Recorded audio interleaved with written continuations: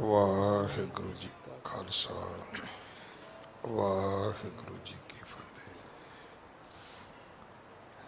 गुरु दर ते हाजिर गुरु सवारे खालसा जी, आप जी वडभागे हो जो 8वें पातशाह बाला प्रीतम सतगुरु जिस डिठै सब दुख जाए, इन्हां अजमतां वडियाइयां दे मालक गुरु हरकृष्ण साहब महाराज जी दे पवित्र चरण छो प्राप्त इतिहासक स्थान गुरुद्वारा बंगला साहब जी की यात्रा करते हैं।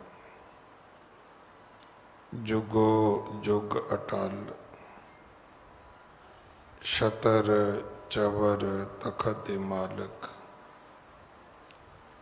धन धन श्री गुरु ग्रंथ साहिब पातशाह महाराज जी दे हजूर मनुखा जीवन दियां घड़ियां नूं सफला कर रहे हो। हुण समा है गुरु दरबार दे निजम अनुसार गुरु इतिहास दी चल रही लड़ीवार कथा दा अपनियां मन बिरतियां इकागर करो, रसना पवित्र कर दे एक बार सारे उच्चारण करो जी सतनाम वाहिगुरु जी। ये इतिहास पहले पातशाह जाहर पीर जगत गुरु कल तारन आए श्री गुरु नानक देव महाराज जी का है प्रसंग है। सतगुरु जी ने दूसरी उदासी राय पोए दी तलवंडी श्री ननकाना साहब जी तो आरंभ की है। कुरुक्षेत्र होंदे होए सतगुरु हरिद्वार आए ने इत्थे भी जेडे लोग सूरज नूं पानी देंदे सी उन्हां दा भरम नवारिया कि ये सच नहीं है। सूरज पानी लैके तुहाडे पितरां नूं बजुर्गां नूं जेडे तुहाडे मरे वड्डे वडेरे ने उन्हां नूं नहीं दे सकदा। इस करके इस कर्म कांड विच ना पवो। सतगुरु जी की बाणी बिल्कुल नहीं मनती कि मरे हुए बंदे दे मगर कोई पार्सल कोई मनी ऑर्डर कोई किसी तरह का कोई कोरीयर भेजा जा सकता है। बंदे दे मरण तो बाद मगरों कोई सप्लाई नहीं हो सकती। जो तुसी चप्पलां छतरी मंजे बिस्तरे भांडे चमचे कौलियां थालियां मरण दे भोग वाले दिन भी दिने हो, वो चीज़ां भी मगर नहीं जांदियां। वो तुसी जेड़े गुरुद्वारे दिने हो उत्थे पईयां रहिंदियां ने। और ये उत्ते हुण इन्ने जोक बन चुके ने, इन्ने चुटकले बन चुके ने, इन्नियां हास रस गल्लां बन चुकियां ने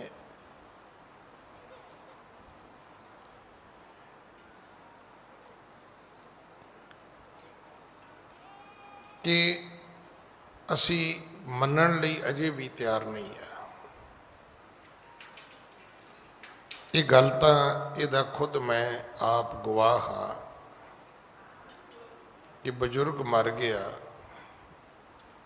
ते घर वाले ग्रंथी सिंह नूं जनता शूज़ कंपनी हुंदी सी, दुकान ते लै गए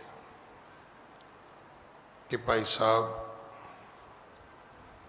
असी जुत्ती देनी बजुर्गों के निमित्त, ते तुसी अपनी मर्जी नाल अपने मेचे दी लै लो। वो जिहड़ा जनता शू कंपनी का मालिक सी, उहदा नाम सी सरदार दीवान सिंह। बहुत गुरसिख सी। उन्हें सोचा भी पैसे तो घरदियां ने देने ने, ते उन्हां दे कोले बाटा दे शूज भी सन ब्रांडेड। जे अज तो तुसी 35 साल पिछे जाओगे तो 2-4 ही जुत्तियां हुंदियां सी मार्केट विच। उस बजुर्ग दुकानदार ने उन्होंने बाटा कंपनी दे जोड़े दे दिते, शूज दे दिते। और उस वेले उहदी कीमत सी 60 रुपये जुत्तियां दी। जुत्तियां ते भाई साहब ने पा लियां, पर तुसी यकीन करना भी पैरां विच घट पईयां, सिर च बहुतियां पै गईयां।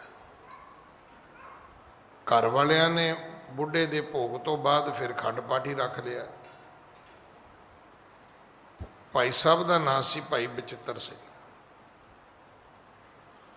कि दसो जी, असी ग्रंथी नूं दुकान ते लै गए तो 60 रुपये की इहदी औकात नहीं है, तो 60 रुपये की जुत्ती पा के बह गया। हुण गल चलदी चलदी भाई साहब कोल भी चली गई। बड़ा सधारण जिहा बंदा सी, थोड़ा जिहा पढ़िया लिखिया, बहुता नहीं सी, पर उन्हें जवाब बड़ा वधिया दिता। मतलब मेरी आस तो भी परे सी। वो कहने लगा, भाई गल है भी जुत्ती तो थोड़े बापू ने पाउणी है, मेरा तो एवं ना ही है,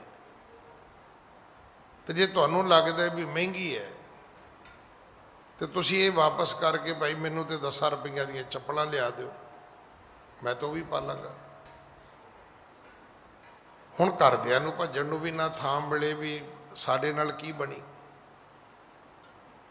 वो कहता भी जुत्ती मैनू नहीं दिती, जुत्ती तुसीं दिती अपने प्यो नूं।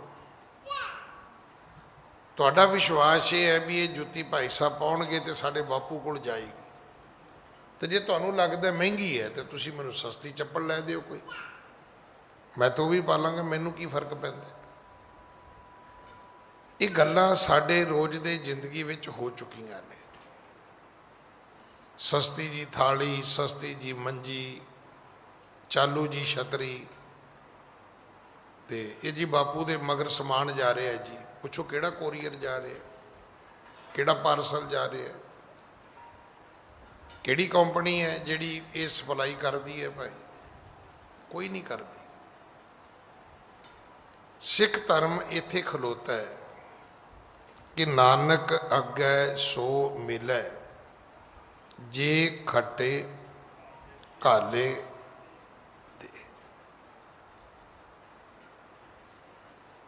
हुण चाहीदा ते सी कि जदों बंदे दा विआह हुंदा है उदों चलो अपने घरों ना सी, सहुरियां दे घरों इन्ने बिस्तरे आउंदे कि बिस्तरा दे दिंदा, शायद अगे मिल जांदा। इन्ने भांडे आए सी, उन्हां चों एक सैट थाली बना के प्लेट कटोरियां दे दिंदा, हो सकदा अगे मिल जांदियां। जो जिउंदे जी दिओगे उहदे लई अजे सिख धर्म मनदा है कि हो सकता है तुहानूं अगे चीज़ां मिल जाण,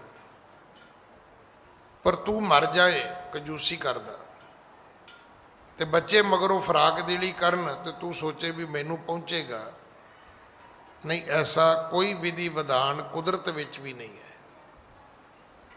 फिर सतगुरु ने जिहड़े पंडित लोग समाधियां लाउंदे सी उन्हां नूं भी उपदेश दिता भी ये भी गलत है। ਜਿਹੜੇ चौंके सुच्चे करते सी, कारां कढ़दे सी, गोबर का लेपन करते सी, गुरु जी ने उन्होंने भी उपदेश दिता भी ये भी गलत है। थले फेरिया गोबर की करेगा। जदों कामी, क्रोधी, लोभी, मोही, हंकारी ਨਿੰਦਕ ਪੰਡਤ ਆ ਕੇ ਉੱਤੇ ਬਹਿ ਜਾਏਗਾ ਤੇ ਧਰਤੀ ਤੇ ਫੇਰਿਆ ਪੋਚਾ ਕੀ ਕਰੇਗਾ।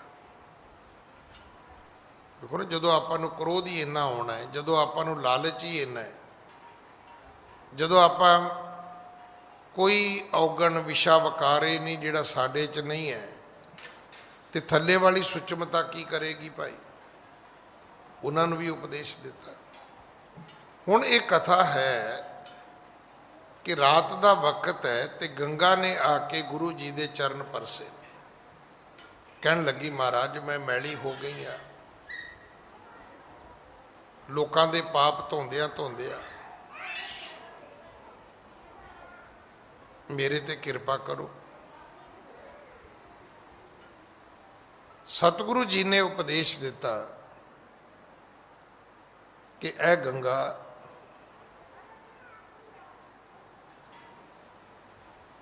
ਤੂੰ ਜਿਹੜੇ ਸਤਿਪੁਰਖ ਨੇ, ਮਹਾਪੁਰਖ ਨੇ, ਜਿਹੜੇ ਰੱਬ ਦੇ ਭਗਤ ਨੇ,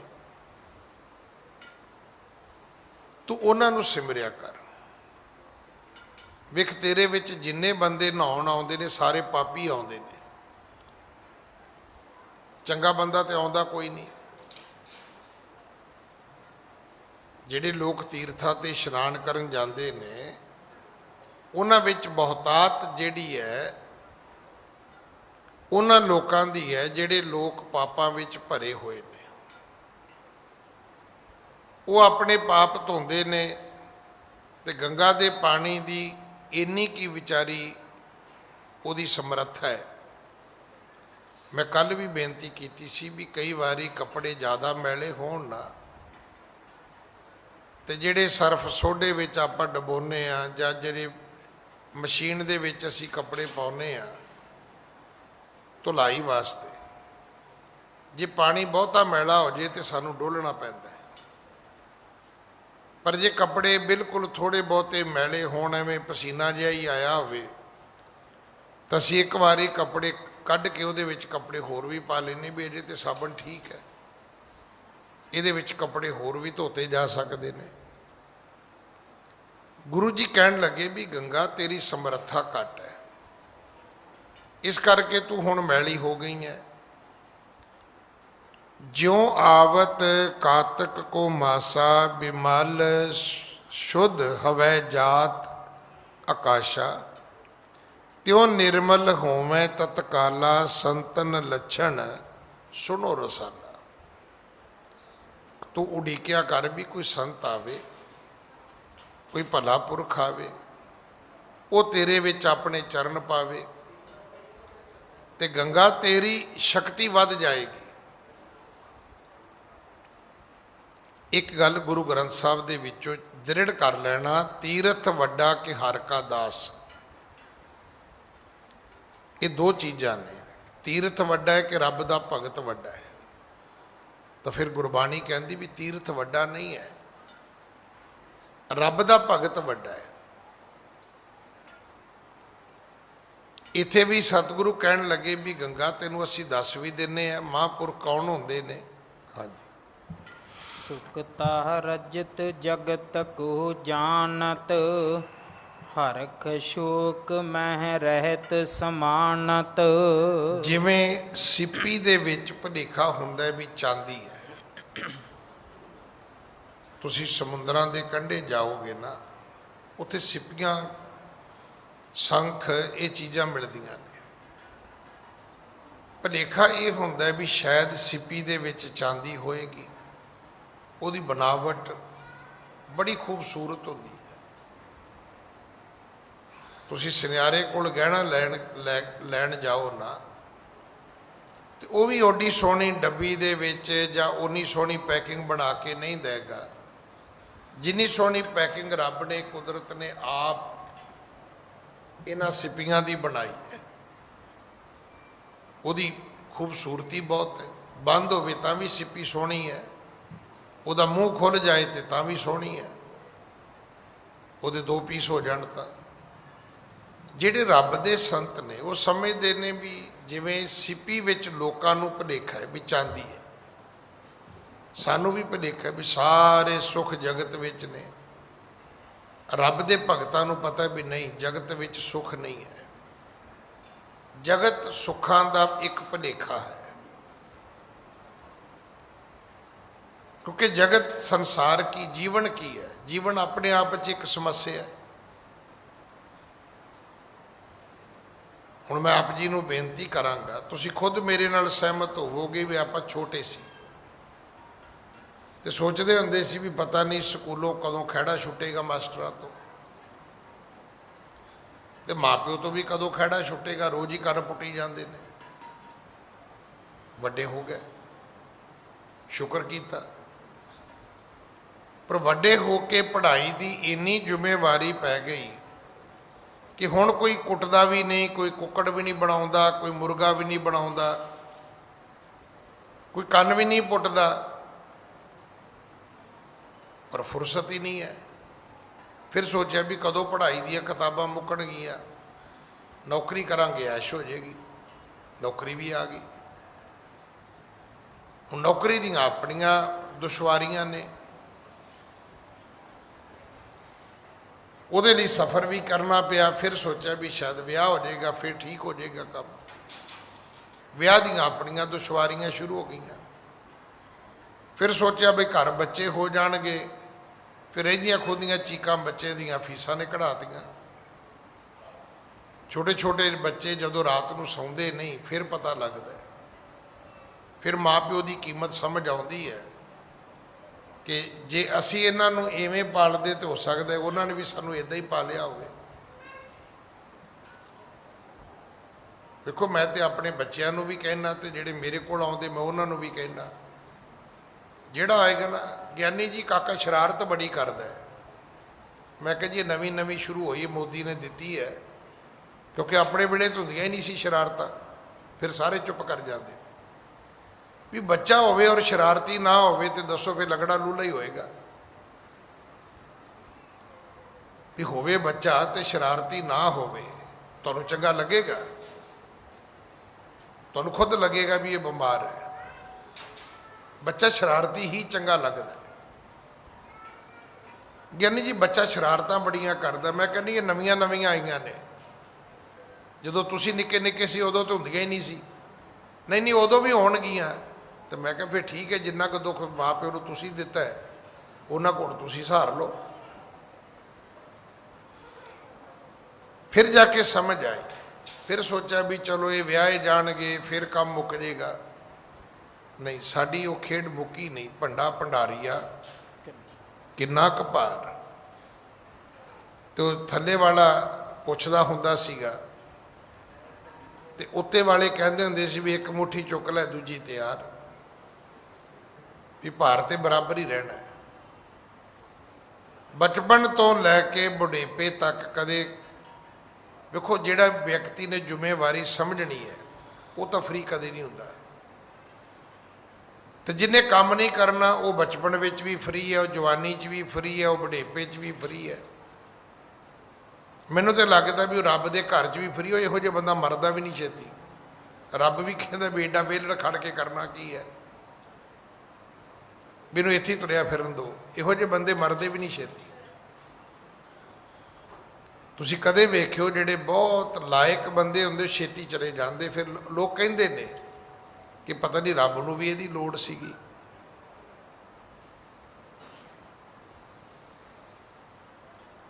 तो इस कथा नूं जदों असीं सुणदे हां, रब दे भगत कौन ने? रब दे भगत ਉਹ ਨੇ ਜਿਹੜੇ जगत ਨੂੰ सिपी वर्गा समझते हैं कि जग रचना सब झूठ है, जान लिहो रे मीत। जिवें सिपी विच चांदी नहीं हुंदी, शक्ल ਉਹਦੀ बड़ी कीमती हुंदी है, इवें जगत वेखण लई ते बड़ी जगत की चमक दमक है। हुण जिन्ने लोग इत्थे मत्था टेकदे ने, किसी बंदे दे मगर तुर पिओ तुसीं, ਉਹਦੇ महंगे कपड़े पाए वेख के, ਉਹਦੀ अकल शक्ल वेख के तुसीं मगर जाके हौली हौली टोह के वेखिओ, जे तुसीं ਉਹ ਤੁਹਾਡੇ ਨਾਲੋਂ थोड़ा जिहा ਵੱਧ ही दुखी होएगा, क्योंकि नानक दुखी आ सब संसार। ਹਰਖ ਸ਼ੋਕ ਮੈਂ ਰਹਿਤ ਸਮਾਨਤ। ਰੱਬ ਦਾ ਭਗਤ ਉਹ ਹੈ ਜਿਹੜਾ ਦੁਨੀਆ ਨੂੰ ਸਿੱਪੀ ਵਰਗਾ ਸਮਝਦਾ ਹੈ, ਨਾਸ਼ਵੰਤ ਸਮਝਦਾ ਹੈ, ਹਰਖ ਤੇ ਸ਼ੋਕ ਵਿੱਚ ਬਰਾਬਰ ਰਹਿੰਦਾ ਹੈ। ਇਹ ਨਹੀਂ ਕਿ ਜੇ ਦੁੱਖ ਆਇਆ ਤੇ ਦੁਹੱਥੜਾ ਮਾਰ ਕੇ ਰੋਣ ਲੱਗ ਗਿਆ, ਤੇ ਜੇ ਸੁੱਖ ਆਇਆ ਤੇ ਢੋਲ ਵਾਲੇ ਬੁਲਾ ਕੇ ਤੇ ਨੱਚਣ ਲੱਗ ਗਿਆ। ਦੁਨੀਆ ਦਾ ਦਸਤੂਰ ਤੇ ਇਹੀ ਹੈ। ਜੇ ਥੋੜੀ ਜੀ ਖੁਸ਼ੀ ਆ ਜਾਏ ਤੇ ਕਹਿੰਦੇ ਲਿਆਓ ਢੋਲ ਵਾਲਾ, ਲਿਆਓ ਨੱਚੀਏ ਬਈ। ਤੇ ਜੇ ਥੋੜਾ ਜਿਹਾ ਦੁੱਖ ਆ ਜਾਏ ਤੇ ਫਿਰ ਫੂੜੀ ਪਾ ਕੇ ਬਹਿ ਜਾਂਦਾ, ਫਿਰ ਰੋਣ ਲੱਗ ਜਾਂਦਾ। ਜਬ ਕਿਛ ਪਾਵੇ ਤਬ ਗਰਭ ਕਰਤ ਹੈ, ਮਾਇਆ ਗਈ ਤਬ रोवन लगत है। माटी को पुतरा कैसे नचत है, देखे देखे सुने बोले दौड़ियो फिरत है।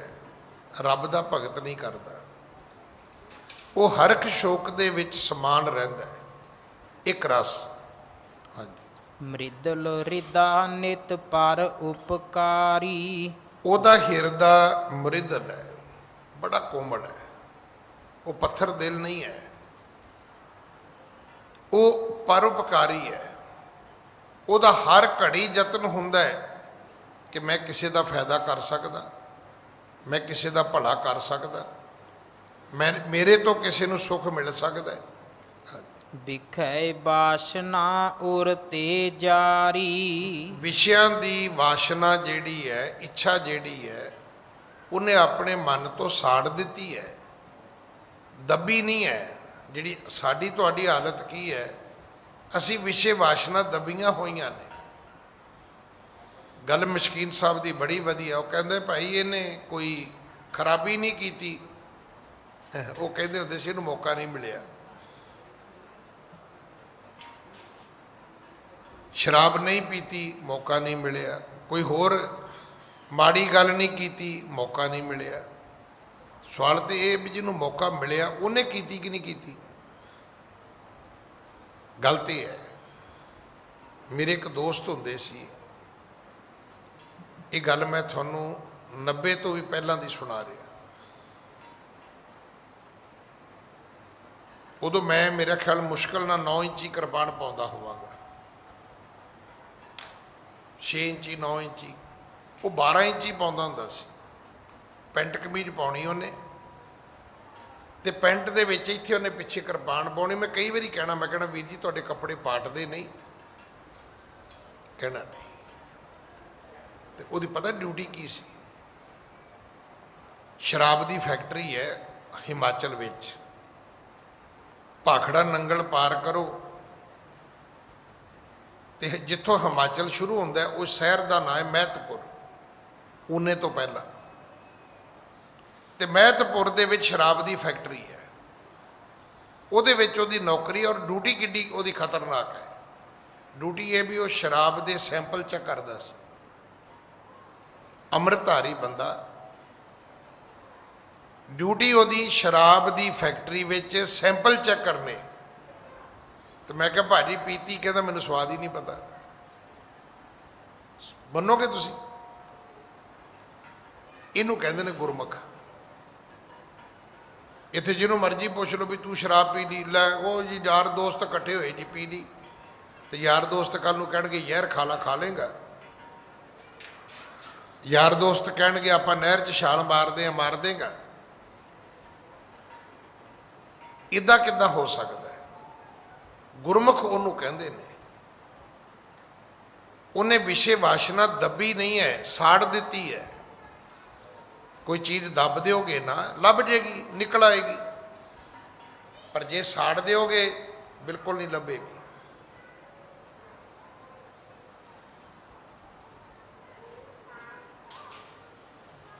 ਫਿਰ ਮੁੜ ਕੇ ਨਹੀਂ ਲੱਭਦੀ। ਗੁਰਮੁਖ ਉਹ ਹੈ ਜਿਹਨੇ ਵਿਸ਼ੇ ਵਾਸ਼ਨਾ ਸਾੜ ਦਿੱਤੀਆਂ ਨੇ, ਉਹਨੇ ਦੱਬੀਆਂ ਨਹੀਂ। ਇਹ ਨਹੀਂ ਕਿ ਲੋਕ ਕੀ ਕਹਿਣਗੇ ਜੀ, ਇਸ ਕਰਕੇ ਉਹਨੇ ਬੁਰਾਈ ਨਹੀਂ ਕੀਤੀ ਨਾ, ਉਹਨੇ ਖਤਮ ਹੀ ਕਰ ਦਿੱਤੀ। ਸਾੜ ਕੀ, ਜਦੋਂ ਸਾੜਤੀ ਤੇ ਸਾੜ ਕੇ ਸੁਆਹ ਕਰ ਦਿੱਤੀ। ਸੁਆਹ ਤੋਂ ਪਤਾ ਹੀ ਹੈ ਤੁਹਾਨੂੰ ਕਿ ਮੁੜ ਕੇ ਵਾਪਸ ਕੁਛ ਨਹੀਂ ਬਣਦਾ।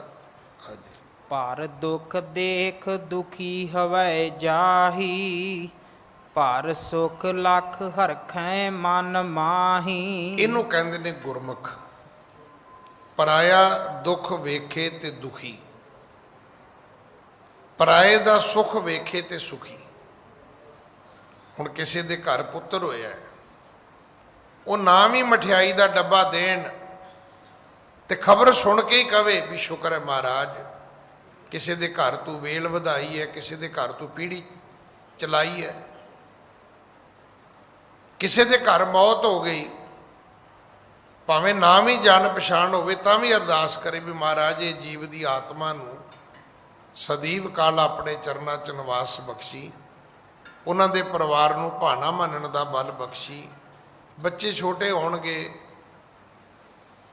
ਵੱਡਾ ਚਲਾ ਗਿਆ, ਅਗਲੀ ਜ਼ਿੰਦਗੀ ਇਹਨਾਂ ਦੀ ਔਖੀ ਹੋਏਗੀ, ਰੱਬਾ ਹੁਣ ਇਹਨਾਂ ਦੇ ਸਿਰ ਤੇ ਹੱਥ ਰੱਖੀ। ਉਹਨੂੰ ਗੁਰਮੁਖ ਕਹਿੰਦੇ ਨੇ। ਗੁਰਮੁਖ ਉਹ ਨਹੀਂ ਜਿਹੜਾ ਤੁਹਾਨੂੰ ਘੜੀ ਕ ਮਗਰੋਂ ਕਵੇ ਹੱਥ ਧੋਆਇਓ ਜੀ। ਉਹ ਮੈਂ ਇੱਕ ਵਾਰੀ ਪੁੱਛ ਬੈਠਾ ਖਾਲਸਾ ਪੰਜਾਬੀ ਯੂਨੀਵਰਸਿਟੀ ਪਟਿਆਲੇ ਦੇ ਪ੍ਰੋਫੈਸਰ ਨੂੰ, ਉਹ ਮੇਰੇ ਘਰ ਆਏ ਸੀ। ਮੈਂ ਕਿਹਾ ਜੀ ਪਹਿਲਾਂ ਤਾਂ ਮੈਂ ਪੁੱਛਿਆ, ਮੈਂ ਕਿਹਾ ਜੀ ਕੀ ਖਾਓਗੇ? ਕਹਿੰਦਾ ਛੋਟੇ ਭਾਈ ਗਾਲਾਂ ਤੋਂ ਬਗੈਰ ਜੋ ਕਵੇਂਗਾ ਖਾ ਲਾਂਗੇ, ਗਾਲਾਂ ਨਹੀਂ ਖਾਣੀਆਂ। ਪ੍ਰੋਫੈਸਰ ਨੇ ਗੱਲਾਂ ਉਹਨਾਂ ਨੂੰ ਆਉਂਦੀਆਂ ਹੀ ਹੁੰਦੀਆਂ ਨੇ। ਚਲੋ ਪਰੌਂਠੇ ਪਰੌਂਠੇ ਬਣਾਏ, ਦਹੀਂ ਦੁਹੀਂ ਬਾਹਰੋਂ ਲਿਆਂਦਾ। ਮੈਂ ਕਿਹਾ ਜੀ ਹੱਥ ਧੋ ਲਓ। ਹੁਣ ਉਹਨਾਂ ਮੈਨੂੰ ਇਹ ਤਾਂ ਨਹੀਂ ਕਿਹਾ ਵੀ ਅਸੀਂ ਨਹੀਂ ਧੋਣੇ, ਧੋ ਲਏ ਉਹਨਾਂ ਨੇ। ਧੋ ਕੇ ਮੈਨੂੰ ਕਹਿੰਦੇ ਵੀ ਹੁਣ ਦੱਸ ਕਿਹਦੇ ਮਗਰ ਪੈਣਾ ਹੈ? ਤੁਹਾਨੂੰ ਬੰਦੇ ਇਦਾਂ ਦੇ ਮਿਲਣਗੇ, ਘੜੀ ਕੁ ਮੋਰ ਹੱਥ ਧਵਾ ਦਿਓ ਜੀ, ਪੁੱਛੋ ਪੈਣਾ ਕਿਹਦੇ ਮਗਰ ਜੇ? ਹੱਥ ਧਵਾ ਦਿਓ ਜੀ। ਉਹ ਭਾਈ ਹੱਥ ਧੋਣ ਨਾਲ ਨਹੀਂ ਗੱਲ ਬਣਨੀ, ਇਹਨਾਂ ਹੱਥਾਂ ਨਾਲ ਕੁਝ ਕਰਕੇ ਬਣਨੀ ਹੈ। 10 ਵਾਰੀ ਹੱਥ ਧੋਣ ਦੀ ਥਾਂ ਤੇ ਜੇ 5 ਵਾਰੀ ਇਹਨਾਂ ਹੱਥਾਂ ਨਾਲ ਕਿਸੇ ਦਾ ਭਲਾ ਕੀਤਾ ਹੁੰਦਾ ਨਾ, ਇਹ ਹੱਥ ਪਵਿੱਤਰ ਹੋ ਜਾਣੇ ਸੀ। ਧੋਣ ਨਾਲ ਪਵਿੱਤਰ ਨਹੀਂ ਹੁੰਦੇ। ਇਹਦਾ ਅਰਥ ਇਹ ਨਹੀਂ ਕਿ ਹੱਥ ਧੋਣੇ ਨਹੀਂ ਚਾਹੀਦੇ। ਮੈਂ ਤਾਂ ਰੋਜ਼ ਕਹਿਣਾ ਘੜੀ ਘੜੀ ਧੋਣੇ ਚਾਹੀਦੇ ਸਾਬਣ ਨਾਲ। ਹੁਣ ਤੇ ਕਰੋਨੇ ਨੇ ਵੀ ਇਹੀ ਪਾਠ ਪੜ੍ਹਾਇਆ ਵੀ ਹੱਥ ਧੋਇਆ ਕਰੋ, ਐਵੇਂ ਨਾ ਗੰਦੇ ਜਿਹੇ ਬਣ ਕੇ ਤੁਰੇ ਫਿਰੋ। ਪਰ ਹੱਥ ਧੋਣ ਦਾ ਅਰਥ ਕੇਵਲ ਸੁਚਮਤਾ ਹੈ। ਹੱਥ ਧੋਣ ਦਾ ਅਰਥ ਗੁਰਮੁਖਤਾਈ ਨਹੀਂ ਹੈ। ਇਹਦਾ ਮਤਲਬ ਇਹ ਵੀ ਜਦੋਂ ਪਿਛਲੇ ਸਾਲ ਫਰਵਰੀ ਤੋਂ ਲੈ ਕੇ ਹੁਣ ਤੱਕ ਸਾਰੀ ਧਰਤੀ ਗੁਰਮੁਖ ਹੋ ਗਈ, ਘੜੀ ਘੜੀ ਹੱਥ ਧੋਈ ਜਾਂਦੀ ਹੈ। ਨਹੀਂ, ਗੁਰਮੁਖ ਉਹ ਹੈ ਜਿਹੜਾ ਕਿਸੇ ਦੇ ਦੁੱਖ ਨੂੰ ਵੇਖ ਕੇ ਦੁਖੀ ਹੈ। ਜੇ ਤੁਹਾਨੂੰ ਕਿਸੇ ਦਾ ਦੁੱਖ ਵੇਖ ਕੇ ਦੁੱਖ ਮਹਿਸੂਸ ਨਹੀਂ ਹੋਇਆ ਤੇ ਸਮਝ ਲੈਣਾ ਵੀ ਤੁਸੀਂ ਗੁਰਮੁਖਾਂ ਦੇ ਨੇੜੇ ਤੇੜੇ ਵੀ ਨਹੀਂ ਹੋ। ਕਿਸੇ ਨੇ ਗੱਡੀ ਲਈ, ਜਦੋਂ ਮੈਂ ਪਹਿਲੀ ਵਾਰੀ ਕਾਰ ਲਈ ਨਾ ਤੇ ਮੈਂ ਕਮੇਟੀ ਤੋਂ ਲੋਨ ਲਿਆ 75,000 ਰੁਪਈਆ। ਪੁਰਾਣੀ ਮਰੂਤੀ ਕਾਰ ਲਈ, ਲਾਲ ਰੰਗ ਦੀ ਕਾਰ ਸੀ, 2590 ਨੰਬਰ ਸੀ ਉਹਦਾ। ਤੇ ਜਿਸ ਪ੍ਰਧਾਨ ਨੇ, ਉਹਨਾਂ ਦਾ ਨਾਂ ਸੀ ਸਰਦਾਰ ਜਸਵੰਤ ਸਿੰਘ ਸੇਠੀ, ਰਜਿੰਦਰ ਨਗਰ ਰਹਿੰਦੇ ਸੀ। ਉਹਨਾਂ ਨੇ ਮੇਰਾ ਲੋਨ ਪਾਸ ਕੀਤਾ ਵਿਦਆਊਟ ਇੰਟਰਸਟ। ਸੀਸਗੰਜ ਮੇਰੀ ਸੇਵਾ ਸੀ ਵੀ ਭਾਈ ਸਾਹਿਬ 3 ਵੀਲਰ ਤੇ ਜਾਂਦੇ ਨੇ, ਸਾਡੇ ਹੈੱਡ ਗ੍ਰੰਥੀ ਸਾਹਿਬ ਨੇ ਤੇ ਕਾਰ ਤੇ ਜਾਣ। ਮਹੀਨਾ ਕੁ ਲੰਘ ਗਿਆ। ਉਹ ਇੱਕ ਦਿਨ ਗੁਰਦੁਆਰੇ ਆਏ ਤੇ ਬੋਲਦੇ ਸੀ ਉਹ ਜਿਸ ਤਰ੍ਹਾਂ ਮੈਂ ਤੁਹਾਨੂੰ ਸੁਣਾਉਣਾ। ਮੈਨੂੰ ਪਤਾ ਲੱਗਾ ਪ੍ਰਧਾਨ ਸਾਹਿਬ ਆਏ ਨੇ, ਮੈਂ ਵੀ ਮਿਲਿਆ ਤੇ ਵੇਖਦਿਆਂ ਹੀ ਸਾਰ ਭਾਈ ਸਾਹਿਬ ਗੱਡੀ, ਉਹਨਾਂ ਨੂੰ ਪਤਾ ਸੀ ਮੈਂ ਲੋਨ ਪਾਸ ਕੀਤਾ। ਮੈਂ ਕਿਹਾ ਜੀ ਲੈ ਲਈ। ਤੇ ਵੱਤ ਮੁੜ ਲੱਡੂ, ਵੱਤ ਮੁੜ ਲੱਡੂ। ਮੈਂ ਕਿਹਾ ਜੀ ਗਲਤੀ ਹੋ ਗਈ। ਤੁਸੀਂ ਯਕੀਨ ਕਰੋਗੇ 500 ਰੁਪਈਆ ਕੱਢਿਆ, ਸੇਵਾਦਾਰ ਨੂੰ ਦਿੱਤਾ, ਕਿਹਾ ਜਾ ਕੇ ਲੱਡੂ ਲੈ ਕੇ ਆ, ਭਾਈ ਸਾਹਿਬ ਨੇ ਗੱਡੀ ਲਈ ਹੈ। ਤੁਹਾਨੂੰ ਕਿਸੇ ਦੀ ਖੁਸ਼ੀ ਹੁੰਦੀ ਹੈ ਤੇ ਤੁਸੀਂ ਗੁਰਮੁਖ ਹੋ। ਤੇ ਜੇ ਅਗਲੇ ਨੇ ਗੱਡੀ ਲੈ ਲਈ, ਇਹਨੇ ਗੱਡੀ ਕਿੱਥੋਂ ਮਾਰ ਲਈ, ਇਹਨੂੰ ਪੈਸੇ ਕਿੱਥੋਂ ਵੱਜ ਗਏ, ਅਸੀਂ ਤੇ ਇਨਕੁਆਇਰੀ ਸ਼ੁਰੂ ਕਰ ਲੈਂਦੇ ਹਾਂ। ਸਾਨੂੰ ਕਦੇ ਖੁਸ਼ੀ ਨਹੀਂ ਹੁੰਦੀ ਕਿਸੇ ਦੇ ਖਾਣ ਵਧਣ ਤੋਂ। ਔਰ ਇਹ ਚੇਤਾ ਰੱਖਣਾ, ਮੈਂ ਨਹੀਂ ਤੁਹਾਨੂੰ ਕਹਿ ਰਿਹਾ, ਗੁਰੂ ਅਰਜਨ ਸਾਹਿਬ ਦਾ ਮਹਾਰਾਜ ਦਾ ਫੈਸਲਾ ਹੈ ਕਿ ਭਾਈ ਜੇ ਪਰਾਈ ਤਾਤ ਲੈ ਕੇ ਜੀ ਤੁਰੋਗੇ ਤੁਹਾਡਾ ਭਲਾ ਨਹੀਂ ਹੋਏਗਾ। ਪਰ ਕਾ ਬੁਰਾ ਨਾ ਰਾਖੋ ਚੀਤ, ਜਿਸਕੇ ਅੰਤਰ ਤਾਤ ਪਰਾਈ ਹੋਵੇ ਤਿਸ ਦਾ ਕਦੇ ਨਾ ਹੋਵੀ ਭਲਾ। ਤੁਸੀਂ ਨਾ ਸਿਰਫ ਬਾਂਦਰ ਇੱਕ ਜਾਨਵਰ ਵੇਖਿਆ ਹੈ, ਬਾਂਦਰ ਦਾ ਨਾਮ ਬਾਂਦਰ ਕਿਉਂ ਹੈ?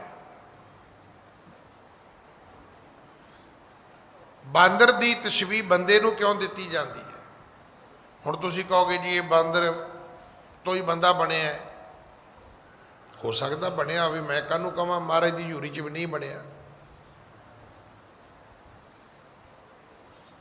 ਪਰ ਕਈ ਵਾਰੀ ਅਸੀਂ ਬੰਦੇ ਨੂੰ ਵੀ ਬਾਂਦਰ ਕਹਿੰਦੇ ਵੀ ਨਹੀਂ ਇਹ ਬੰਦਾ, ਇਹ ਤੇ ਬੰਦਾ ਬੜਾ ਬਾਂਦਰ ਹੈ, ਔਰ ਇਹ ਸੱਚ ਹੈ।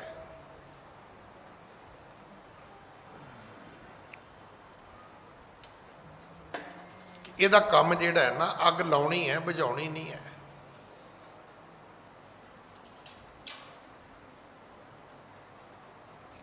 ਅਗਲੇ ਦੇ ਘਰ ਨੂੰ ਉਜਾੜਨਾ, ਸਮਾਨ ਨੂੰ ਖਰਾਬ ਕਰਨਾ, ਕਿਸੇ ਦਾ ਘਰ ਪੰਛੀ ਦਾ ਤੋੜ ਦੇਣਾ, ਇਹ ਬਾਂਦਰ ਦੇ ਹਿੱਸੇ ਵਿੱਚ ਆਉਂਦਾ ਹੈ।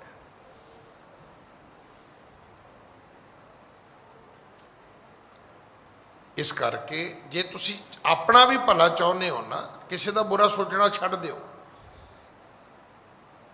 ਇੱਕ ਬਜ਼ੁਰਗ ਸਾਡੇ ਪਾਠ ਕਰਦੇ ਹੁੰਦੇ ਸੀ, ਇਹ ਗੁਰੂ ਗ੍ਰੰਥ ਸਾਹਿਬ 'ਚ ਤਾਂ ਹੈ ਨਹੀਂ, ਪਰ ਪਾਠ ਹੈ ਬੜਾ ਵਧੀਆ। ਕਹਿੰਦੇ ਕਰ ਭਲਾ ਸੋ ਹੋ ਭਲਾ, ਅੰਤ ਭਲੇ ਕਾ ਭਲਾ। ਇਹ ਗੁਰਬਾਣੀ ਨਹੀਂ ਹੈ, ਇਹ ਸਾਡੇ ਬਜ਼ੁਰਗਾਂ ਦੇ ਜੀਵਨ ਦਾ ਇੱਕ ਸੱਚ ਹੈ। ਗੁਰਮੁਖ ਉਹ ਹੈ ਜਿਹੜਾ ਕਿਸੇ ਦੇ ਦੁੱਖ ਨੂੰ ਦੁੱਖ ਮੰਨੇ, ਕਿਸੇ ਦੇ ਸੁੱਖ ਨੂੰ ਸੁੱਖ ਮੰਨੇ, ਕਿਸੇ ਦਾ ਸੁੱਖ ਵੇਖ ਕੇ ਖੁਸ਼ ਹੋਵੇ। ਹਾਂਜੀ। ਹਰ ਸਿਮਰਨ ਕੇ ਰੰਗੇ ਰੰਗਾ, ਦ੍ਰੋਹ ਨ ਮੋਹ ਨ ਮਾਨ ਉਤੰਗਾ। ਜਿਹੜਾ ਰੱਬ ਦੇ ਸਿਮਰਨ ਦੇ ਰੰਗ ਵਿੱਚ ਰੰਗਿਆ ਹੋਇਆ ਹੈ ਉਹ ਗੁਰਮੁਖ ਹੈ।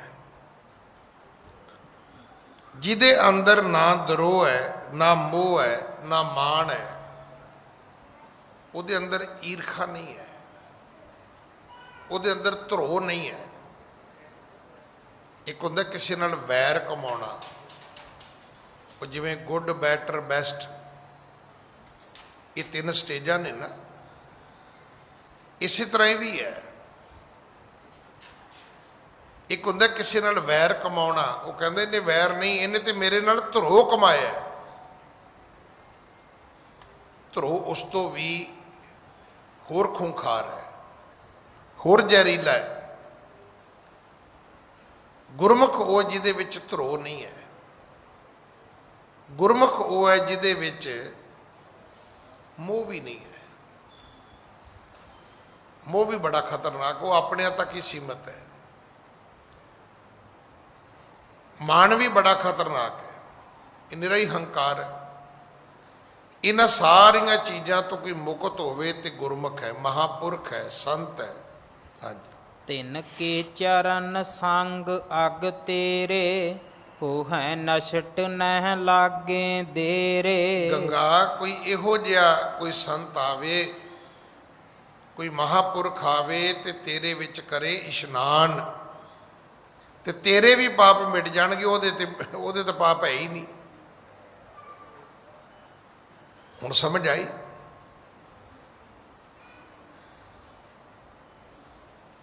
ਤੀਰਥ ਵੱਡਾ ਨਹੀਂ ਹੈ, ਹਰ ਕਾ ਦਾਸ ਵੱਡਾ ਹੈ। ਰੱਬ ਦਾ ਭਗਤ ਜਦੋਂ ਗੰਗਾ ਵਿੱਚ ਨਹਾਏਗਾ ਤੇ ਗੰਗਾ ਵੀ ਪਵਿੱਤਰ ਹੋ ਜਾਏਗੀ। ਹਾਂਜੀ। ਸ਼੍ਰੀ ਗੰਗਾ ਜੀ ਸੁਣ ਕੇ ਗਾਥਾ, ਪਰਸੇ ਹਾਥ ਪੈਰ ਜਗਨਾਥਾ। ਇਹ ਸਵਾਲ ਮੈਨੂੰ ਇੱਕ ਨਿੱਕੇ ਜਿਹੇ ਬੱਚੇ ਨੇ ਕੀਤਾ ਸੀ, ਅਜੇ ਤੱਕ ਮੇਰੇ ਕੋਲ ਇਹਦਾ ਜਵਾਬ ਨਹੀਂ ਹੈ। ਮੇਰੇ ਖਿਆਲ ਮੁਸ਼ਕਲ ਨਾਲ 5ਵੀਂ 6ਵੀਂ ਦਾ ਬੱਚਾ ਹੋਏਗਾ। ਮੈਨੂੰ ਕਹਿੰਦਾ ਵੀਰ ਜੀ ਆਪਾਂ ਪ੍ਰਸ਼ਾਦ ਲੈਂਦੇ ਆ, ਆਪਾਂ ਕਹਿੰਦੇ ਜੀ ਪ੍ਰਸ਼ਾਦ ਖਾਣ ਨਾਲ ਮਨ ਪਵਿੱਤਰ ਹੁੰਦਾ ਹੈ, ਸਰੀਰ ਪਵਿੱਤਰ ਹੁੰਦਾ ਹੈ, ਤੇ ਕਹਿੰਦਾ ਹੱਥ ਕਿਵੇਂ ਜੂਠੇ ਹੋ ਜਾਂਦੇ ਨੇ?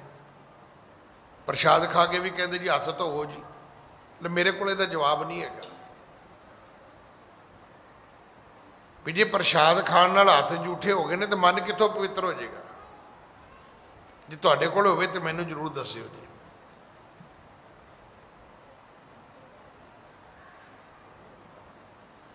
ਇਸ ਕਥਾ ਦੇ ਵਿੱਚ ਆਉਂਦਾ ਹੈ ਕਿ ਸਤਿਗੁਰੂ ਕਹਿਣ ਲੱਗੇ ਗੰਗਾ ਜਦੋਂ ਇਹੋ ਜਿਹੇ ਮਹਾਂਪੁਰਖ ਆਉਣਗੇ ਆ ਕੇ ਤੇਰੇ ਵਿੱਚ ਇਸ਼ਨਾਨ ਕਰਨਗੇ ਤੇ ਤੂੰ ਉਹਨਾਂ ਦੀ ਮੈਲ ਨਹੀਂ ਉਤਾਰਨੀ, ਉਹ ਤੇਰੇ ਪਾਪ ਧੋ ਕੇ ਜਾਣਗੇ, ਉਹ ਤੇਰੀ ਮੈਲ ਉਤਾਰ ਕੇ ਜਾਣਗੇ ਤੇ ਉਹਨਾਂ ਨੂੰ ਉਡੀਕਿਆ ਕਰ ਕਿ ਕੋਈ ਰੱਬ ਇਹੋ ਜਿਹਾ ਕੋਈ ਮਹਾਂਪੁਰਖ ਮੇਰੇ ਵਿੱਚ ਘੱਲੇ ਜਿਹੜਾ ਆ ਕੇ ਮੇਰੇ ਵਿੱਚ ਚਰਨ ਪਾਵੇ ਆਪਣੇ। ਹਾਂਜੀ। ਪਰਸਤ ਹੀ ਨਿਰਮਲ ਪਈ ਜਿਉ ਪਟ ਸਾਬੁਨ ਸਾਥ। ਇਸ ਤਰ੍ਹਾਂ ਗੰਗਾ ਨੇ ਗੁਰੂ ਨਾਨਕ ਜੀ ਦੇ ਚਰਨ ਪਰਸੇ, ਚਰਨ ਪਰਸੇ ਤੇ ਕਹਿੰਦੇ ਇਵੇਂ ਸਾਫ਼ ਹੋ ਗਈ ਜਿਵੇਂ ਸਾਬਣ ਦੇ ਨਾਲ ਕਿਸੇ ਕੱਪੜੇ ਦੀ ਮੈਲ ਸਾਫ਼ ਹੁੰਦੀ ਹੈ। ਦੇਖੋ ਇਹ ਸਾਰੀਆਂ ਸਟੇਜਾਂ ਲਿਖੀਆਂ ਹੋਈਆਂ ਨੇ ਪਰ ਸਾਡਾ ਤੇ ਕੰਮ ਹੀ ਵਧੀਆ। ਇਹ ਪੰਜਾਬੀ ਦਾ ਇੱਕ ਮੁਹਾਵਰਾ ਹੈ ਕਿ ਜਿਹਦੀ ਗੱਲ ਨਾ ਸੁਣਨੀ ਹੋਵੇ, ਮੇਰੀ ਧਿਆਨ ਨਾਲ ਬੇਨਤੀ ਸੁਣਿਓ, ਜਿਹਦੀ ਗੱਲ ਨਾ ਸੁਣਨੀ ਹੋਵੇ ਨਾ ਮੰਨਣੀ ਹੋਵੇ, ਆਪਾਂ ਕੀ ਕਹਿੰਦੇ, ਬਾਬਾ ਤੈਨੂੰ ਦੂਰੋਂ ਹੀ ਮੱਥਾ ਟੇਕਿਆ। ਆ ਤੁਸੀਂ ਵੇਖ ਲਓ ਗੁਰੂ ਗ੍ਰੰਥ ਸਾਹਿਬ ਤੋਂ ਲੈ ਕੇ ਗੋਲਕ ਤੱਕ ਮੇਰੇ ਖਿਆਲ 12-15 ਫੁੱਟ ਜਗ੍ਹਾ ਦਾ ਫਰਕ ਹੋਣਾ ਹੈ। ਬਾਬਾ ਦੂਰੋਂ ਹੀ ਮੱਥਾ ਟੇਕਿਆ ਬਸ। ਤੇ ਜੇ ਕਿਤੇ ਆਪਾਂ ਗੁਰੂ ਦੀ ਗੱਲ ਮੰਨ ਲਈਏ ਤੇ ਜੀਵਨ ਬਦਲ ਸਕਦਾ ਹੈ। ਗੰਗਾ ਨੇ ਚਰਨ ਪਰਸੇ ਨੇ ਤੇ ਹੁਣ ਇਹ ਸਾਰੇ ਸਟੈਪ ਬਾਣੀ 'ਚ ਲਿਖੇ ਹੋਏ ਨੇ। ਭਰੀਏ ਹੱਥ ਪੈਰ ਤਨ ਦੇ ਪਾਣੀ ਧੋਤੇ ਉਤਰਸ ਕੇ, ਇਹ ਪਹਿਲਾ ਸਟੈਪ ਹੈ। ਕੀ ਮੈਲਾ ਹੈ ਕਿ ਹੱਥਾਂ ਪੈਰਾਂ ਨੂੰ ਮਿੱਟੀ ਲੱਗੀ ਹੈ ਤੇ ਧੋ ਲਓ ਪਾਣੀ ਨਾਲ। ਮੂਤ ਪਲੀਤੀ ਕੱਪੜ ਹੋਏ ਦੇ ਸਾਬੂਨ ਲਈਏ ਉਹ ਧੋਏ। ਪਰ ਜੇ ਕੱਪੜਿਆਂ ਨੂੰ ਮਲ ਮੂਤਰ ਵਿਸ਼ਟਾ ਲੱਗੀ ਹੈ ਤੇ ਪਾਣੀ ਨਾਲ ਨਹੀਂ ਧੋਪੇਗੀ, ਫਿਰ ਸਾਬਣ ਲਓ। ਹੁਣ ਇਹ ਦੂਜਾ ਸਟੈਪ ਹੈ। ਤੀਜਾ ਕੀ ਹੈ? ਭਰੀਏ ਮਤ ਪਾਪਾਂ ਕੇ ਸੰਗ। ਜਿਹਦੀ ਮੱਤ ਪਾਪਾਂ ਨਾਲ ਭਰੀ ਹੈ, ਹੁਣ ਉਹ ਕਹੇ ਮੈਂ ਸਾਬਣ ਨਾਲ ਧੋ ਲਵਾਂ। ਸਾਬਣ ਨਾਲ ਮੈਲ ਧੋਤੀ ਜਾਂਦੀ, ਪਾਪ ਨਹੀਂ ਧੋਤੇ ਜਾਂਦੇ। ਉਹ ਧੋਪੇ ਨਾਵੇਂ ਕੇ ਰੰਗ। ਪਾਪ ਵੀ ਧੋਤੇ ਜਾ ਸਕਦੇ ਨੇ ਪਰ ਉਹਦੇ ਲਈ ਨਾਮ ਸਿਮਰਨ ਕਰਨਾ ਪਵੇਗਾ, ਉਹਦੇ ਲਈ ਤੁਹਾਨੂੰ ਭਗਤੀ ਕਰਨੀ ਪਵੇਗੀ। ਗੰਗਾ ਇਵੇਂ ਪਵਿੱਤਰ ਹੋ ਗਈ ਜਿਵੇਂ ਸਾਬਣ ਨਾਲ ਕੱਪੜਾ ਸਾਫ਼ ਹੋ ਜਾਂਦਾ, ਪਵਿੱਤਰ ਹੋ ਜਾਂਦਾ। ਹਾਂਜੀ। ਕਹਿਤ ਉਪਾਇਨ ਲੀਜੀਏ ਤੁਮ ਹੋ ਦੀਨਾ ਨਾਥ। ਇਹ ਕਹਿੰਦੀ ਮਹਾਰਾਜ ਮੇਰੀ ਭੇਟਾ ਲੈ ਲਓ, ਮੈਂ ਸੋਨੇ ਦੀ ਥਾਲੀ ਲੈ ਕੇ ਆਈ ਆ, ਉਹਦੇ ਵਿੱਚ ਬੜੇ ਮਹਿੰਗੇ ਹੀਰੇ ਮੋਤੀ ਨੇ, ਤੁਸੀਂ ਦੀਨ ਦੁਨੀਆ ਦੇ ਪਾਤਸ਼ਾਹ ਹੋ। ਹਾਂਜੀ। ਸੁਨ ਕਰ ਸ਼੍ਰੀ ਗੁਰ ਬੈਨ ਉਚਾਰੇ ਇਹ ਧਨ ਨਹਿ ਕਿਛ ਕਾਜ ਹਮਾਰੇ। ਸਤਿਗੁਰੂ ਕਹਿਣ ਲੱਗੇ ਨਹੀਂ ਸੁਰਸਰੀ, ਇਹ ਚੀਜ਼ਾਂ ਸਾਡੇ ਕਿਸੇ ਕੰਮ ਦੀਆਂ ਨਹੀਂ। ਇਹ ਧਨ ਇਹ ਦੌਲਤ ਇਹ ਸਾਡੇ ਮਤਲਬ ਦੀ ਨਹੀਂ ਹੈ। ਹਾਂਜੀ। ਸਰਬ ਵਸਤ ਕੋ ਕਰੋ ਭੰਡਾਰਾ ਹਿਤ ਪਰਮੇਸ਼ਰ ਦੇਹੁ ਆਹਾਰਾ। ਸਤਿਗੁਰੂ ਕਹਿਣ ਲੱਗੇ ਜੇ ਤੂੰ ਚਾਹੁੰਦੀ ਹੈ ਤੇ ਇਹ ਸਾਰੇ ਧਨ ਦਾ ਭੰਡਾਰਾ ਕਰ ਦੇ, ਰੱਬ ਦੇ ਨਾਂ ਤੇ ਗਰੀਬਾਂ ਨੂੰ, ਸਾਧੂਆਂ ਨੂੰ, ਮਹਾਤਮਾ ਨੂੰ ਤੂੰ ਭੋਜਨ ਕਰਾ ਦੇ, ਰੋਟੀ ਕਰਾ ਦੇ। ਹਾਂਜੀ। ਗੰਗ ਕਹੇ ਧਰ ਕਿਰਪਾ ਗੁਸਾਈ ਤੁਮ ਭੀ ਅਸਨ ਅਚੋ ਤਹਿ ਆਈ। ਸੁਰਸਰੀ ਕਹਿਣ ਲੱਗੀ ਮਹਾਰਾਜ ਫਿਰ ਤੁਸੀਂ ਵੀ ਕਿਰਪਾ ਕਰਿਓ, ਦਰਸ਼ਨ ਦਿਓ। ਇਸ ਪ੍ਰਕਾਰ ਕਹੇ ਬਹੁਰ ਪਧਾਰੀ ਭਈ ਭੋਰ ਉਦਤਿਓ ਤਿਮ ਮਰਾਰੀ। ਇਹੋ ਸੁਰਸਰੀ ਗੰਗਾ ਚਲੀ ਗਈ। ਅਗਲੀ ਜਦੋਂ ਸਵੇਰ ਹੁੰਦੀ ਹੈ ਤਬ ਹੀ ਸੁਰ ਸੁਰ ਕੀਨ ਭੰਡਾਰਾ ਨਾਨਾ ਬਿਦ ਕੇ ਬਣੇ ਆਹਾਰਾ। ਅਗਲੇ ਦਿਨ ਭੰਡਾਰਾ ਕੀਤਾ ਗਿਆ, ਅਨੇਕ ਪ੍ਰਕਾਰ ਦੇ ਭੋਜਨ ਤਿਆਰ ਹੋਏ। ਹਾਂਜੀ। ਸਰਬ ਸੁਰਨ ਕੋ ਕੀਨ ਅਵਾਹਨ, ਤੈਸ਼ਿਨ ਆਏ ਜੈ ਜਲ ਪਾਵਨ। ਤਾਂ ਉਸ ਵਕਤ ਸਰਬ ਸੁਰਨ ਕੋ ਕੀਨ ਅਵਾਹਨ, ਸਭ ਜਿਹੜੇ ਸਾਧੂ ਮਹਾਤਮਾ ਦੇਵੀ ਦੇਵਤੇ ਸੀ ਉਹਨਾਂ ਨੂੰ ਬੁਲਾਇਆ ਗਿਆ। ਹਾਂਜੀ। ਮਿਲੈ ਪਰਸ ਪਰ ਨਰ ਕਹੈ, ਕਿਨ ਭੰਡਾਰਾ ਕੀਨ। ਇੱਥੇ ਹੁਣ ਲੋਕਾਂ ਦੇ ਵਿੱਚ ਇੱਕ ਗੱਲ ਦੀ ਚਰਚਾ ਹੈ ਕਿ ਏਡਾ ਵੱਡਾ ਇਹ ਬ੍ਰਹਮ ਭੋਜ ਕਿਹਨੇ ਕੀਤਾ ਹੈ, ਏਡਾ ਵੱਡਾ ਭੰਡਾਰਾ ਕਿਹਨੇ ਕੀਤਾ ਹੈ ਬਈ। ਹਾਂਜੀ। ਸਭ ਕੋ ਸੰਸੈ ਹੋਤ ਪਾ, ਨਾਮ ਨ ਕਿਨਹੂ ਚੀਨ। ਪਰ ਉੱਥੇ ਕਿਸੇ ਦਾ ਨਾਮ ਨਹੀਂ ਸੀ, ਉੱਥੇ ਕੋਈ ਸਾਹਮਣੇ ਦ੍ਰਿਸ਼ਟਮਾਨ ਨਹੀਂ ਸੀ, ਕੋਈ ਉੱਥੇ ਵਿਸ਼ੇਸ਼ ਵਿਅਕਤੀ ਦਾ ਜ਼ਿਕਰ ਹੀ ਨਹੀਂ ਸੀ। ਹਾਂਜੀ। ਕਿਤਕ ਦਿਵਸ ਗੰਗਾ ਕੇ ਤੀਰਾ, ਭਗਤ ਦ੍ਰਿੜਾਈ ਗੁਣੀ ਗਹੀਰਾ। ਇੱਥੇ ਗੁਰੂ ਨਾਨਕ ਸਾਹਿਬ ਬੜਾ ਲੰਬਾ ਸਮਾਂ ਰੁਕੇ ਨੇ। ਅਸੀਂ ਤੇ ਜਦੋਂ ਵੀ ਸਾਖੀ ਸੁਣੀ ਇਹੀ ਸੋਚਿਆ ਵੀ ਇੱਕ ਦਿਨ ਗਏ ਸੀ, ਲੋਕ ਪੂਰਬ ਵੱਲ ਪਾਣੀ ਸੁੱਟਦੇ ਸੀ, ਉਹਨਾਂ ਪੱਛਮ ਵੱਲ ਸੁੱਟਣਾ ਸ਼ੁਰੂ ਕਰ ਦਿੱਤਾ। ਬਸ ਨਹੀਂ, ਉੱਥੇ ਗੁਰੂ ਜੀ ਰੁਕੇ ਨੇ, ਕਈ ਦਿਨ ਰੁਕੇ ਨੇ। ਉੱਥੇ ਜਿੰਨਾ ਚਿਰ ਤੀਰਥ ਦਾ ਮੇਲਾ ਰਿਹਾ, ਉਹ ਪੁਰਬ ਰਿਹਾ, ਉਹਨਾਂ ਚਿਰ ਸਤਿਗੁਰੂ ਨੇ ਸਭ ਨੂੰ ਦੱਸਿਆ ਵੀ ਭਾਈ ਭਗਤੀ ਕਰਿਆ ਕਰੋ, ਇਸ਼ਨਾਨ ਪ੍ਰਵਾਨ ਹੈ, ਪਰ ਜੇ ਇਸ਼ਨਾਨ ਕਰਨ ਤੋਂ ਬਾਅਦ ਤੁਸੀਂ ਪਾਠ ਕਰੋਗੇ ਤਾਂ ਇਹ ਪਾਣੀ ਤੇ ਬਾਣੀ ਦਾ ਗੂੜਾ ਸੰਬੰਧ ਹੈ। ਪਰ ਇਹ ਮੁਬਾਰਕ ਉਦੋਂ ਹੀ ਹੈ ਜਦੋਂ ਕਰ ਇਸ਼ਨਾਨ ਸਿਮਰ ਪ੍ਰਭ ਆਪਣਾ। ਹਾਂਜੀ। ਪੁਨ ਅਗਰਜ ਕੋ ਕੀਨ ਪਿਆਨਾ, ਜਿਨ ਕੇ ਨਾਮ ਜਪੇ ਦੁਖ ਹਾਨਾ। ਪੁਨ ਅਗਰਜ ਕੋ ਕੀਨ ਪਿਆਨਾ, ਇੱਥੋਂ ਫਿਰ ਸਤਿਗੁਰੂ ਜੀ ਅੱਗੇ ਚੱਲਦੇ ਨੇ। ਇਹ ਉਹ ਸਤਿਗੁਰੂ ਨੇ ਜਿਨ੍ਹਾਂ ਦਾ ਨਾਮ ਜਪੀਏ ਤੇ ਦੁੱਖ ਮਿਟਦੇ ਨੇ, ਤੇ ਉਹਨਾਂ ਦਾ ਨਾਮ ਹੈ ਧੰਨ ਗੁਰੂ ਨਾਨਕ, ਧੰਨ ਗੁਰੂ ਨਾਨਕ ਦੇ ਮਹਾਰਾਜ। ਹਾਂਜੀ। ਸ਼੍ਰੀ ਫੇਰੂ ਸੁਤ ਸੁਣੀਏ ਕਥਾ, ਪਿਖੀ ਜਥਾ ਮੈਂ ਕਥ ਹਉ ਤਥਾ। ਹੇ ਗੁਰੂ ਅੰਗਦ ਸਾਹਿਬ, ਹੇ ਫੇਰੂ ਜੀ ਦੇ ਪੁੱਤਰ, ਗੁਰੂ ਪਾਤਸ਼ਾਹ ਜੀ ਕਥਾ ਸੁਣੋ। ਅੱਗੇ ਕਿਵੇਂ ਹੋਈ, ਹਰਿਦੁਆਰ ਤੋਂ ਅੱਗੇ ਸਤਿਗੁਰੂ ਕਿੱਧਰ ਗਏ, ਉਸ ਤੋਂ ਅੱਗੇ ਗੁਰੂ ਨਾਨਕ ਸਾਹਿਬ ਨੇ ਕਿੱਧਰ ਪ੍ਰਸਥਾਨ ਕੀਤਾ। ਆਗੇ ਗਮਨ ਕੀਨ ਗੁਣ ਖਾਨੀ, ਨਰਨ ਉਦਾਹਰਨ ਜਿਨ ਮਨ ਬਾਨੀ। ਗੁਣਾਂ ਦੀ ਖਾਨ ਸਤਿਗੁਰੂ ਅੱਗੇ ਚੱਲੇ ਨੇ, ਪਰ ਗੁਰੂ ਜੀ ਦਾ ਤੇ ਸੰਸਾਰ ਦੇ ਵਿੱਚ ਆਉਣ ਦਾ ਕਾਰਨ ਵੀ ਕੋਈ ਸੀਗਾ ਕਿ ਸੁਣੀ ਪੁਕਾਰ ਦਾਤਾਰ ਪ੍ਰਭ, ਗੁਰੂ ਨਾਨਕ ਜਗ ਮਾਹੇ ਪਠਾਇਆ। ਉਹ ਤਾਂ ਆਏ ਥੋੜਾ ਸੀ, ਉਹਨਾਂ ਨੂੰ ਭੇਜਿਆ ਗਿਆ ਸੀ, ਉਹਨਾਂ ਨੂੰ ਘੱਲਿਆ ਗਿਆ ਸੀ। ਉਹ ਆਪ ਨਹੀਂ ਸੀ ਆਏ, ਉਹਨਾਂ ਨੂੰ ਰੱਬ ਨੇ ਖੁਦ ਘੱਲਿਆ ਸੀ। ਉਸੇ ਕਾਰਜ ਹੀ ਉਹ ਲੱਗੇ ਸੀ,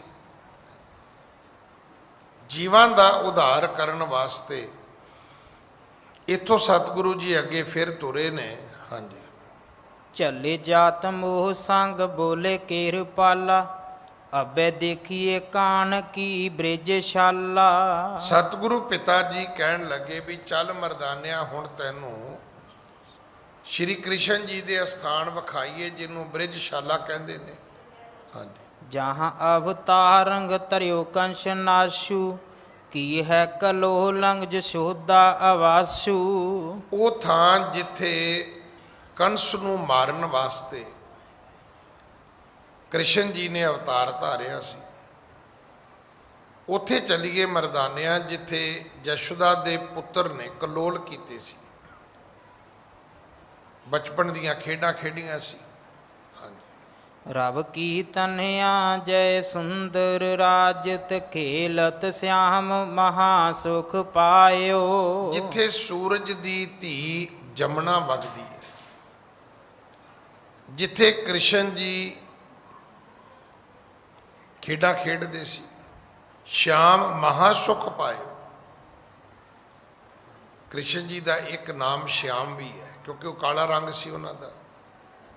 ਆਪਾਂ ਵੀ ਕਹਿੰਦੇ ਨੇ ਸ਼ਾਮਾਂ ਪੈ ਗਈਆਂ ਨੇ, ਅੰਧੇਰਾ ਹੋ ਗਿਆ। ਉਹਨਾਂ ਦਾ ਨਾ ਇੱਕ ਨਾਮ ਜਿਹੜਾ ਉਹ ਸ਼ਿਆਮ ਵੀ ਹੈ। ਜਿੱਥੇ ਸ਼ਿਆਮ ਨੇ ਖੇਡਦਿਆਂ ਸੁਖ ਪਾਇਆ ਜਮਨਾ ਦੇ ਕੰਢੇ ਤੇ, ਜਿਹਨੂੰ ਸੂਰਜ ਦੀ ਪੁੱਤਰੀ ਕਹਿੰਦੇ ਨੇ। ਗਿਰ ਪਹਿ ਚੜ ਤੇਨ ਚੁਰਾਵਣ ਕੀਨ ਧਰਾ ਬੋ ਭਾਰ ਕੋ ਜਾਹੇ ਮਿਟਾਇਓ। ਇਸ ਤਰ੍ਹਾਂ ਗਿਰ ਪੈ ਚੜ ਧੇਨ ਚੁਰਾਵਣ ਕੀਨ, ਜਿੱਥੇ ਪਹਾੜ ਤੇ ਚੜ ਕੇ ਸ਼੍ਰੀ ਕ੍ਰਿਸ਼ਨ ਜੀ ਗਾਵਾਂ ਚਰਾਉਂਦੇ ਸੀ, ਜਿੱਥੇ ਉਹਨਾਂ ਨੇ ਧਰਤੀ ਦੇ ਭਾਰ ਨੂੰ ਮਟਾਇਆ। ਹਾਂਜੀ। ਕੁਲ ਦਹਿ ਤਨ ਕੇ ਸਭ ਨਾਸ ਕਰੇ ਮਿਲ ਗਵਾਰਨ ਸੰਗ ਮੈਂ ਖੇਲ ਮਚਾਇਓ। ਜਿੱਥੇ ਦੈਂਤਾਂ ਦੀਆਂ ਕੁੱਲਾਂ ਦਾ ਨਾਸ਼ ਕੀਤਾ ਹੈ, ਜਿੱਥੇ ਗਵਾਲਿਆਂ ਦੇ ਨਾਲ ਬੈਠ ਕੇ ਰਹਿ ਕੇ ਗਾਵਾਂ ਚਰਾਈਆਂ ਨੇ। ਹਾਂਜੀ। ਹਮ ਸੋ ਇਹ ਬਹਿਨ ਕਹੇ ਜਬ ਲਓ ਤਬ ਲਓ ਬ੍ਰਿਜ ਭੂਮ ਸਮੀਪ ਸਿਧਾਇਓ। ਹੌਲੀ ਹੌਲੀ ਸਤਿਗੁਰੂ ਇਹ ਬਚਨ ਸੁਣਾਉਂਦੇ ਸੁਣਾਉਂਦੇ ਜਿਹੜੀ ਬ੍ਰਿਜ ਭੂਮੀ ਹੈ ਉੱਥੇ ਪਹੁੰਚ ਗਏ। ਗਿਰ ਏਕ ਬਲੋਕ ਕੇ ਬੈਠ ਗਏ ਤਬ ਬੈਨ ਪਣੇ ਗੁਰ ਸੋ ਮਰਦਾਨਾ। ਉੱਥੇ ਇੱਕ ਪਹਾੜ ਆਉਂਦਾ ਹੈ, ਉੱਥੇ ਸਤਿਗੁਰੂ ਬਹਿ ਗਏ। ਪਹਾੜ ਨੂੰ ਵੇਖ ਕੇ ਭਾਈ ਮਰਦਾਨਾ ਜੀ ਨੇ ਇੱਕ ਸਵਾਲ ਪੁੱਛਿਆ ਸਤਿਗੁਰੂ ਜੀ ਕੋਲੋਂ। ਜਮਨਾ ਤਟ ਕੂਟ ਪਰਿਓ ਕਹਿ ਭਾਂਤ ਸੋ ਦੂਸਰ ਨਾਹੇ ਸਮੀਪ ਦਿਸਾਨਾ। ਭਾਈ ਮਰਦਾਨਾ ਕਹਿਣ ਲੱਗਾ, ਬਾਬਾ ਇਹ ਇੱਕ ਹੀ ਪਹਾੜ ਹੈ, ਹੋਰ ਤਾਂ ਹੈ ਨਹੀਂ ਇੱਥੇ ਕੋਈ। ਜੇ ਪਹਾੜੀ ਧਰਤੀ ਹੋਵੇ ਤੇ ਪਹਾੜ ਹੀ ਪਹਾੜ ਹੋਣੇ ਚਾਹੀਦੇ ਨੇ। ਇੱਕ ਪਹਾੜ ਜਮਨਾ ਦੇ ਕਿਨਾਰੇ ਤੇ ਹੈ, ਦੂਜਾ ਪਹਾੜ ਕੋਈ ਨਹੀਂ ਹੈ। ਹਾਂਜੀ। ਔਰ ਮੇਰੇ ਸੰਦੇਹ ਭਇਓ ਅਤਸ਼ੈ ਸੋਣ ਸ਼੍ਰੀ ਗੁਰੂ ਨਾਨਕ ਬੈਨ ਬਖਾਨਾ। ਆਖਿਆ, ਬਾਬਾ ਮੇਰੇ ਮਨ ਵਿੱਚ ਭਰਮ ਆਇਆ, ਮੇਰੇ ਮਨ ਵਿੱਚ ਸ਼ੰਕਾ ਆ ਗਈ ਹੈ। ਇੱਕ ਪਹਾੜ ਦਾ ਕੀ ਮਤਲਬ ਹੈ? ਨਾ ਅੱਗੇ ਪਹਾੜ ਨਾ ਪਿੱਛੇ ਪਹਾੜ। ਤਦੋਂ ਫਿਰ ਸਤਿਗੁਰੂ ਜੀ ਨੇ ਬਚਨ ਉਚਾਰੇ। ਜਬ ਰਾਮ ਵਧਾਇਓ ਹੈ ਸਾਗਰ ਸੇਤ ਪਰਾ ਤਬ ਹੋਂ ਗਿਰ ਹੈ ਇਹ ਥਾਨਾ। ਸਤਿਗੁਰੂ ਕਹਿਣ ਲੱਗੇ, ਮਰਦਾਨਿਆ ਇਹ ਪਹਾੜ ਉਦੋਂ ਦਾ ਹੈ ਜਦੋਂ ਤ੍ਰੇਤੇ ਯੁੱਗ ਦੇ ਅਵਤਾਰ ਸ਼੍ਰੀ ਰਾਮਚੰਦਰ ਨੇ ਸਮੁੰਦਰ ਦੇ ਉੱਤੇ ਪੁਲ ਬਣਾਇਆ ਸੀ, ਸੇਤ ਬਣਾਇਆ ਸੀ। ਆ ਹਿੰਦੀ ਦੇ ਵਿੱਚ ਨਾ ਸੇਤੂ ਕਹਿੰਦੇ ਨੇ, ਆਪਾਂ ਬ੍ਰਿਜ ਕਹਿ ਦਿੰਦੇ ਆ, ਪੁਲ ਕਹਿ ਦਿੰਦੇ ਆ, ਤੇ ਦੇਵਨਾਗਰੀ ਵਿੱਚ ਇਹਨੂੰ ਸੇਤੂ ਕਹਿੰਦੇ ਨੇ। ਜਦੋਂ ਉਹ ਸੇਤ ਬਣਾਇਆ ਸੀ, ਸੇਤੂ। ਹਾਂਜੀ। ਸਭ ਹੀ ਬਿਰਤਾਂਤ ਕਹੋ ਇਹ ਕੋ ਪ੍ਰਭ ਬੈਨ ਭਣੇ ਸੁਣੀਏ ਮਰਦਾਨਾ। ਭਾਈ ਮਰਦਾਨਾ ਕਹਿਣ ਲੱਗਾ, ਬਾਬਾ ਫਿਰ ਕਥਾ ਸਾਰੀ ਸੁਣਾ ਦਿਓ। ਫਿਰ ਉੱਥੇ ਸਤਿਗੁਰੂ ਗੁਰੂ ਨਾਨਕ ਸਾਹਿਬ ਨੇ ਅਗਲੇ ਬਚਨ ਉਚਾਰੇ ਨੇ। ਹਾਂਜੀ। ਜਬ ਸਾਗਰ ਸੇਤ ਸੰਪੂਰਨ ਭਾਰ ਗੰਭੀਰ ਤਬੇ ਇਹ ਭਾਂਤ ਬਖਾਨਾ। ਸਮੁੰਦਰ ਦੇ ਉੱਤੇ ਪੁਲ ਬਣ ਗਿਆ, ਜਿਹੜਾ ਕਾਰਜ ਸੀ ਲੰਕਾ ਦਾ ਉਹ ਹੋ ਗਿਆ। ਹੁਣ ਉਸ ਤੋਂ ਬਾਅਦ ਉਹਦੇ ਪੁਲ ਦਾ ਕੀ ਕਰਨਾ ਸੀ ਭਾਈ? ਉਦੋਂ ਸ਼੍ਰੀ ਰਾਮਚੰਦਰ ਜੀ ਨੇ ਬਚਨ ਆਖੇ ਸਨ। ਹਾਂਜੀ। ਗੇਰ ਗੇਰ ਨ ਆਨੋ ਔਰ ਅਬੈ ਤੇਹ ਕਾਲ ਬਿਖੇ ਇਹ ਠਾਂ ਹਨਮਾਨਾ। ਗਿਰ ਗੇਰ ਨ ਆਨੋ ਔਰ ਅਬੇ। ਆਖਿਆ ਵੀ ਹੁਣ ਇਹ ਪੱਥਰ ਸੁੱਟਣੇ ਕਿੱਥੇ ਨੇ? ਤੇ ਕਾਲ ਵਿਖੇ ਇਹ ਠਾਂ ਹਨੂਮਾਨਾ। ਉੱਥੇ ਕਹਿੰਦੇ ਇਸ ਵਿਕਤ ਹਨੂਮਾਨ ਜੀ ਵੀ ਮੌਜੂਦ ਸਨ। ਹਾਂਜੀ। ਛਿਤ ਪਹਿਰ ਧਰ ਬੈਸ ਰਹਾ ਗਿਰ ਸੋ ਰਗਬੀਰ ਕੇ ਤੀਰ ਨਾ ਕੀਨ ਪਿਆਨਾ। ਤਾਂ ਛਿਤ ਪੇ ਧਰ ਬੈਸ ਰਹਾ ਗਿਰ ਕੋ, ਕਹਿੰਦੇ ਧਰਤੀ ਤੇ ਪਹਾੜ ਰੱਖ ਕੇ ਸ਼੍ਰੀ ਹਨੂਮਾਨ ਜੀ ਉੱਥੇ ਬੈਠੇ ਰਹੇ। ਜਿੱਥੇ ਸ਼੍ਰੀ ਰਾਮਚੰਦਰ ਜੀ ਸੀ ਉੱਥੇ ਨਹੀਂ ਗਏ। ਹਾਂਜੀ। ਆਏ ਅਸ ਪਾਏ ਤਜੇ ਗਿਰ ਬਾਂਦਰ RAM ਕੇ ਤੀਰ ਗਏ ਸਭ ਤਾਈ। ਪਰ ਜਿਹੜੀ ਹਨੂਮਾਨ ਜੀ ਦੀ ਸੈਨਾ ਸੀ ਬਾਂਦਰਾਂ ਦੀ, ਉਹਨਾਂ ਨੇ ਬਚਨ ਮੰਨੇ, ਉਹਨਾਂ ਨੇ ਪੱਥਰ ਛੱਡੇ, ਪਹਾੜ ਛੱਡੇ ਤੇ ਸ਼੍ਰੀ ਰਾਮਚੰਦਰ ਜੀ ਦੇ ਕੋਲ ਚਲੇ ਗਏ।